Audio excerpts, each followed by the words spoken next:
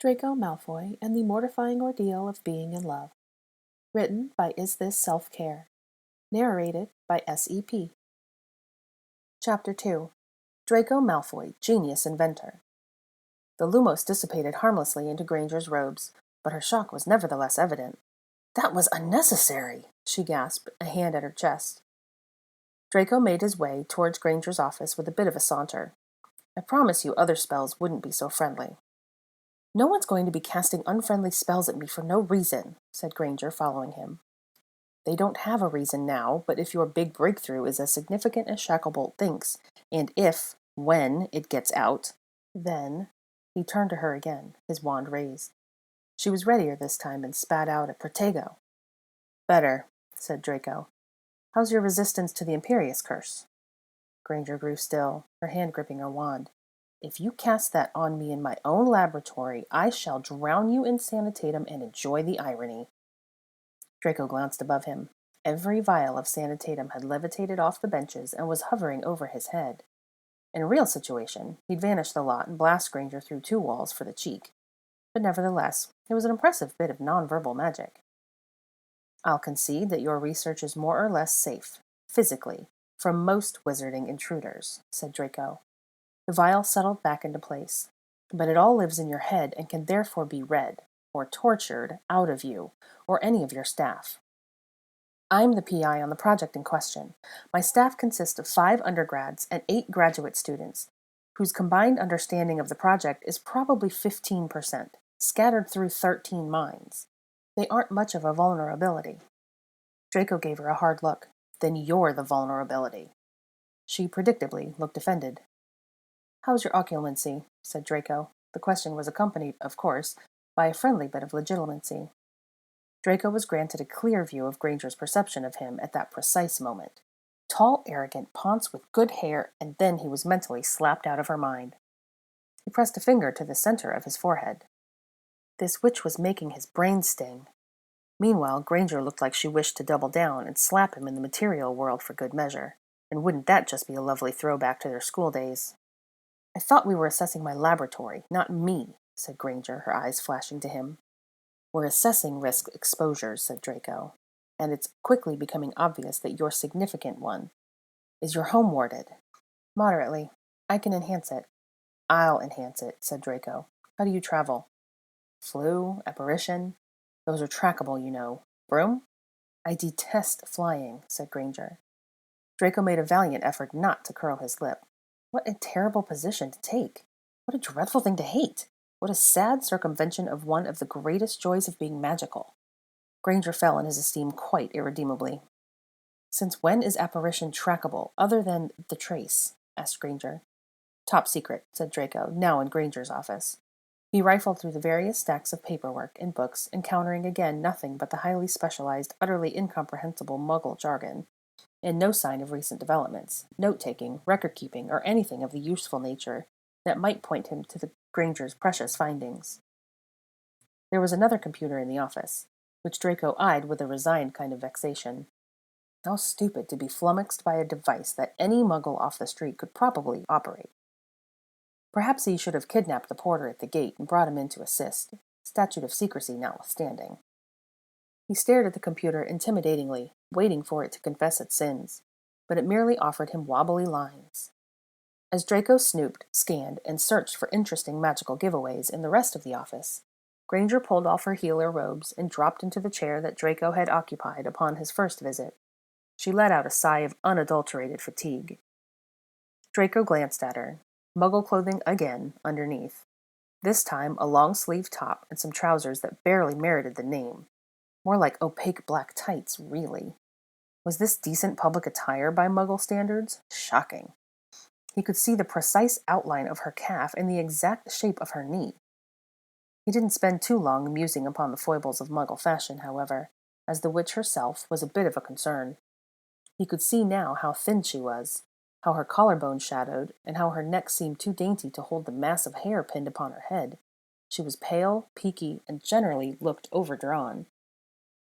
"What's your schedule like, Granger?" Draco asked, as though continuing his query about the travel patterns, but really wanted to get a sense of what exactly this woman did with herself, day in and day out. Typically, Granger had a schedule ready, color-coded and planned to the hour. She waved her wand in the direction of her desk, and the schedule floated to Draco, deposited itself into his hands. Using his wand as an erstwhile quill, Draco drew circles around the moments of exposure, when she'd move between places and be most vulnerable to attack. There were many. The woman was everywhere and did everything. She had dedicated laboratory hours, clinic hours, teaching hours, volunteering for a horrid amount of good causes, tutoring sessions, mentoring sessions, healing at St. Mungo's, and what sounded like a local Muggle surgery. One pub night every fortnight with Potter and friends, college dinners, something called yoga at unholy hours in the morning, something called Crook's Vet that recurred every 3 months, and then occasional days here and there marked only with an asterisk. "What are these?" Draco asked, pointing at one of the blocks with an asterisk. "Holidays," said Granger. "Your occlumency might be passable, but your lying isn't." "They're days off," Granger grew snippy, "and I shan't be divulging any details in my personal life than I already have, thank you." Draco dropped the subject, and the schedule, back onto her desk. Overdrawn wasn't even the right word for Granger. Exhausted or depleted, maybe. Draco recalled some vague rumor that young Granger had been granted a time turner during their Hogwarts years to squeeze more classes into her school days. Potter and Weasley had quickly dismissed that bit of Auror lunch hour chat. Looking at the overzealous, overachieving, overtired witch before him, Draco found himself rather inclined to believe the tale. He continued his search, though he doubted there would be much else to find. The wall at the rear of the office was covered in frames of various sizes, certificates, diplomas, awards. "Nice mosaic," said Draco. Granger gave him a look. Well, he found himself funny, even if Granger didn't. The mosaic informed Draco that Granger didn't quite have 12 doctorates, but her combination of Muggle and Magical diplomas probably approached that number. Again, the Muggle ones were a mystery, awarded by Muggle universities he hadn't heard of. Bachelors in biomedical sciences, masters in microbiology and immunology, joint MD, PhD in oncology, some minor certificate in genetics. He recognized the healer's seal, at least, Cambridge specializing in magical diseases.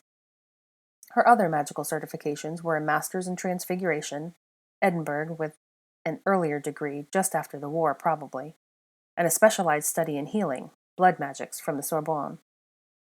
A smattering of other certificates and qualifications completed Granger's educational curve. A box on a low shelf revealed a few dusty older frames, the things he knew her for in her brilliant Hogwarts days. The record-breaking OWLs, the absurd amount of NEWTs, don't merit a place upon her wall of adult achievements. He spotted an Order of Merlin first class. Potter had similar proudly hung upon his cubicle wall, but Granger hadn't eaten the room, apparently. Granger excused herself to make tea, and in a show of civility that appeared moderately challenging to verbalize, asked if he'd like a cup. Draco said no. Granger looked relieved. After she'd left, Draco, being a pragmatic and sneakish kind of person, took advantage of the moment to cast a few discreet tracking spells upon a handful of her personal items. The trainers under the desk, hairpins, blarmed things were everywhere, a half-finished mug of tea.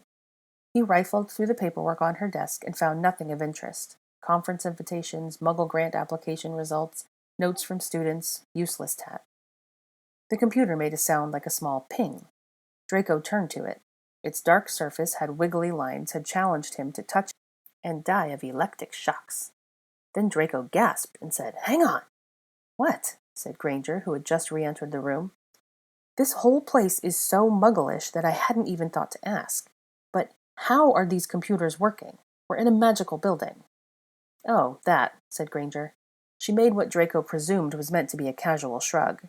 It wasn't very casual. "I found ways to circumvent the issue." "How?" "Ways," said Granger. "What ways?" asked Draco.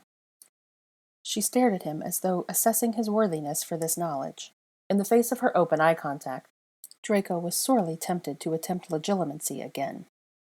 Just as the thought passed his mind, her eyes lost some of their sparkle. She was occluding. "I found a solution," said Granger with another vague gesture. "I couldn't possibly work with only quills and parchment. That's positively archaic. Not to mention the hundreds of thousands of calculations and projections I've needed to do. Anyway, You needn't preoccupy yourself with it. I can assure you that it's nothing dangerous. Draco stepped closer to the computer, observing the various gadgets connected to its periphery by long, smooth fibers. Only a few things weren't connected to the principal organ, as he named the glowing box part, including 3 smallish metallic pucks set around the thing. Rather, how one might set up a perimeter, really, to keep things in or out. He strode at the collection of computers in the laboratory proper. Granger followed him with a kind of polite curiosity. There, too, were the metallic pucks, 6 of them, this time creating a jagged circle. I'd be careful handling those, said Granger. Draco, whose hand had been hovering above one of the pucks, pulled back. It's not dangerous, but you won't like the feeling. She came beside him and held one up. I'm calling it an anti-magical force field, for lack of a better term. Rather challenging to create, but it serves my purposes. Draco stared at her. Blocking magic was a tricky bit of work, a thing mostly relegated to abstruse theoretical discussions. The handful of magic-inhibiting artifacts he'd heard of were things of distant legend, lost to the passage of time, and yet... I got the idea from a Wi-Fi hotspot in cafes and airports, only, of course, this is the contrary, said Granger. Then, seeing from his face that he explained nothing, she said, Never mind. I'm not entirely certain that those are legal, said Draco, looking at the pucks. Better report me to Shacklebolt, said Granger. Her eyes met his, unfriendly, unafraid. Draco decided that Granger had balls, possibly rivaling Tonks's enormous pair. The beginnings of a plan were germinating in his head.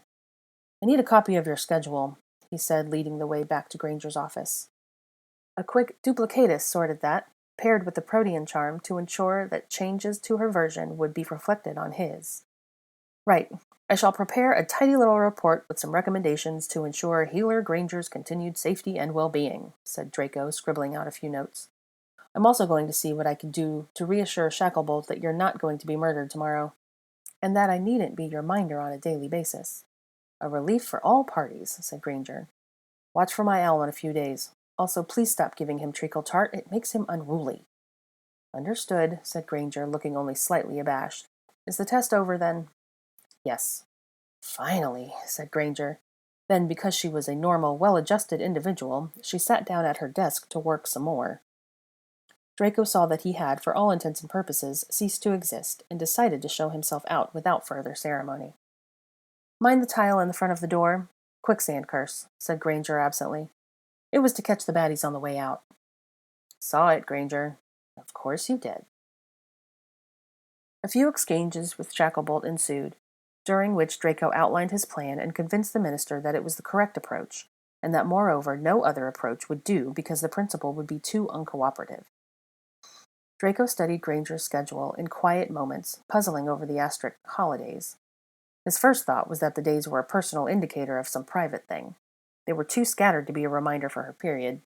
The pattern wasn't lunar either. Good to know Granger wasn't a secret werewolf. Dates for some romantic entanglement, perhaps? Was that why she hadn't marked down details? Was he looking at Granger's sex schedule? Would she really take an entire day off? Draco felt that he ought to shake the hand of the man responsible. He also surreptitiously checked the day-off request at the Auror's office, and neither the Weasels nor Potterhead's upcoming holidays coincided. The mystery endured. Draco spent a few days tinkering with the key element of his plan, and by tinkering we do mean, of course, mucking about with ancient magic's best left untouched. Recommendations, said Draco, slapping a roll of parchment onto Granger's desk. Fairly standard stuff for fairly obvious vulnerabilities. I've run them past Shacklebolt. He's agreed to withdraw the protection request if you comply with them. Granger unrolled the parchment and found that it reached the floor. She gave him a slow blink. Anything you'd like to draw my particular attention to in the interest of saving time? Yes, said Draco. Item 56. Granger ran down the list to the line in question. The principal must agree to wear the ring at all times until completion of the project. That's the one, said Draco. What ring? Said Granger. This one, said Draco, tossing a ring towards her. The small silver band landed on the parchment, spun once, and was still. I don't care to train you on Imperious or Veritaserum resistance, or personal protection magics, or advanced occlumency, or drill you on the physical self-defense. God forbids you look like your punches might concuss a gnat at best. and nor do I think you want to endure these things." "Correct," said Granger, her suspicious look moving from the ring to Draco. "Nor do I want to stand sentry at your door like some glorified bodyguard, waiting for whatever Shacklebolt expects to happen, to happen." "Yes," said Granger with enthusiasm. "Continue." "So I presented Shacklebolt with this option, which will allow me to, in essence, be alerted if anything were to happen to you, and apparate to you instantly. I can find better uses for my time, and you can carry on with your distressingly full, by the way, schedule unimpeded."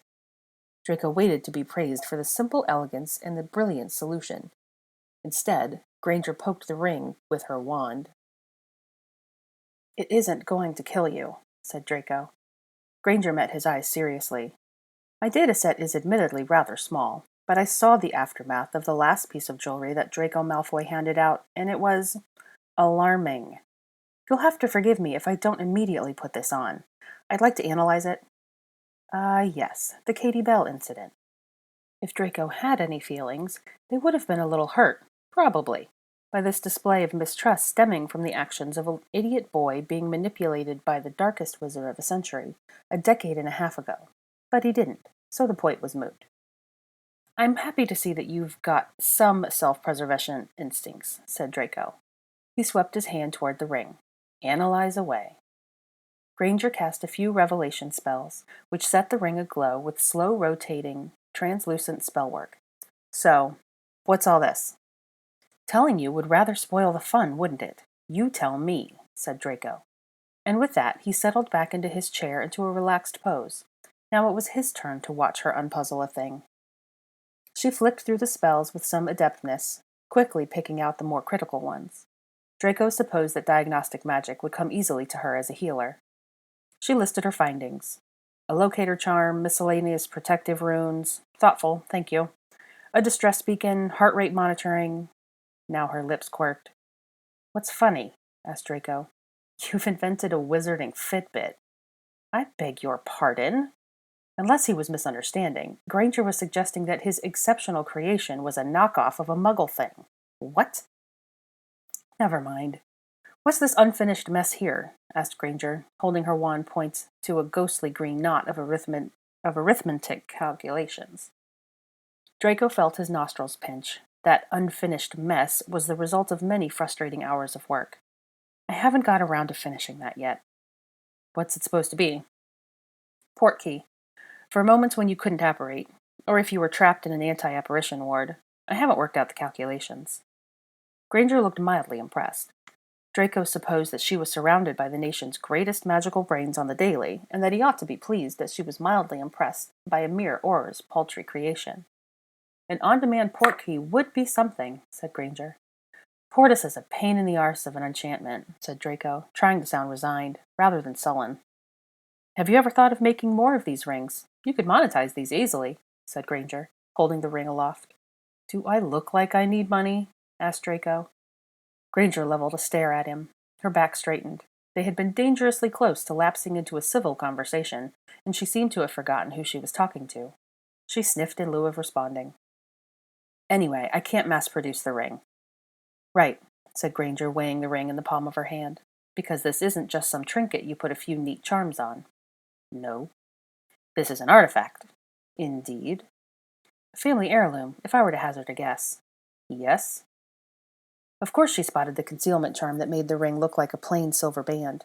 Now she tapped her wand to reveal the ring's true appearance. An ornate silver Ouroboros, ever eating its own tail. And on the inside, the family motto, Sanctimonia Vincent Semper. Purity will always conquer. "You're certain this ring won't immediately attempt to amputate my finger? I'm not pure, after all," said Granger. Draco felt that the temperature in Granger's office had dropped rather suddenly. "Did you see a sign of dark magic?" asked Draco. Too quickly. He sounded defensive. Blast. "If there was dark magic, it's gone now," said Granger. She tapped the ring again, reverting it back to the plain silver band. She looked thoughtful. "I'll need some time to go through this extremely comprehensive list of recommendations," she said at length. "Take the time you need," said Draco. "But you know that the alternative is Shacklebolt setting up a bed camp for me. Overnights in your laboratory." She eyed him. Then she seemed to decide that he must be joking. I'll need to think about item 56 in particular. Do you want the ring back in the meantime? Keep it, said Draco. Have your friends analyze it. Isn't one of the Weasley brothers meant to be good at that stuff? And when you've quite settled any doubts, owl me, and we can get on with our lives. Granger perked up, as though getting on with her life without a Draco-shaped barnacle attached to her was the kindest hope she could offer. I will, she said. Two of her students, kitted up in their strange white cloaks and goggles, knocked at the door, excited to share some new development with dear Professor Granger. Draco rose to leave as Granger donned her own white coat to join the students in the laboratory. There was an awkward, conflicted look on her face. Draco, never one to make things easy, merely raised an eyebrow at her. I suppose I want to thank you for working through this as you are. I haven't exactly been pulling my weight around trying to find a solution to Shacklebolt's request. The ring is a good idea. I think you're more than pulling your weight elsewhere, said Draco. He left. She muttered something that might have been a goodbye.